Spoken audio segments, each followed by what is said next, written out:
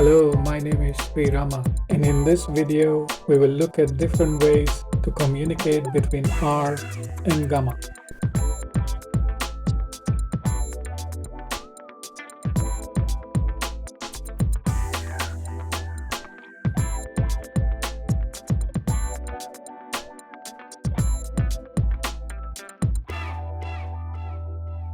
Hello, welcome back.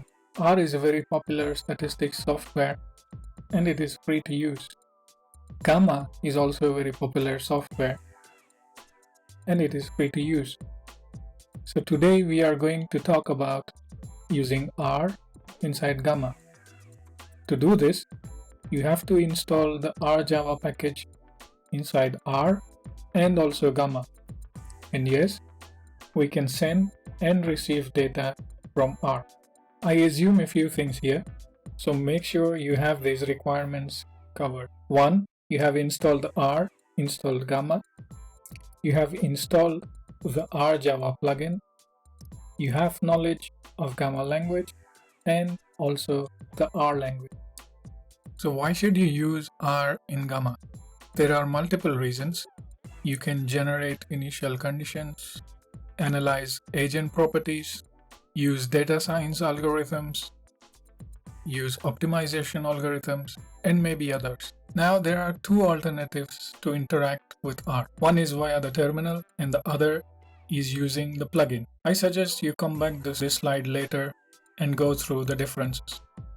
But today we will talk only about the plugin. When using the plugin, there are 4 ways to interact with R. All of them have a general syntax that you see here on the screen. The syntax uses the R evaluation function. This function takes a string as an input and gives a list as an output. The input string should be a valid R expression. Next, I will show you the 4 valid Gamma statements to interact with R. So first, when you have one line R expression, you simply put it inside this function. Second, if you want to pass a Gamma variable to R, you will use the function toRData as you see in the blue font, and then put it inside the R evaluation.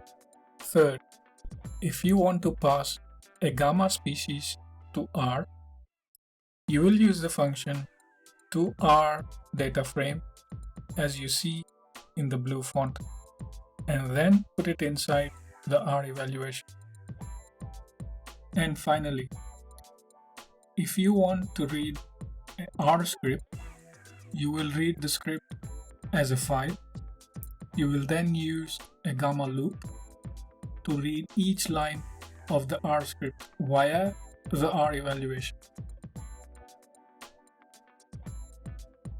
Here are some simple examples to show you the syntax. We will see more in the demo in the next video.